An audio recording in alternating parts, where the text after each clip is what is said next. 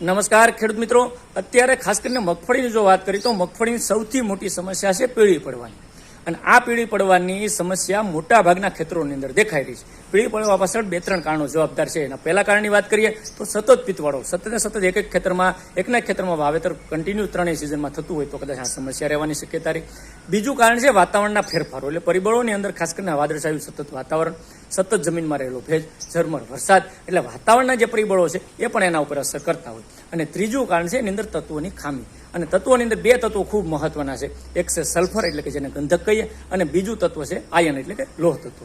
તો આ 2 તત્વોની ખામી સર્જાતી હોય તો એના નિયંત્રણ માટે શું કરવું જોઈએ? સીધું ને સાદું એક લીટીમાં જો વાત કરવી હોય તો હીરાકસી અને લીંબુના ફૂલ, 15 લીટર પાણીમાં હીરાકસી 150 ગ્રામ અને 15 ગ્રામ લીંબુના ફૂલ, આ બંનેના દ્રાવણને મિક્સ કરી અને સારા છંટકાવ કરવાથી, અને જો એવું લાગે તો બીજો છંટકાવ 5 થી 15 દિવસે કરવો જોઈએ. એટલે 2 થી 3 છંટકાવ કરવાથી ખૂબ સારામાં સારું નિયંત્રણ મળશે અને આ મગફળીની પીળાશને સારી રીતે આપણે દૂર કરીશું.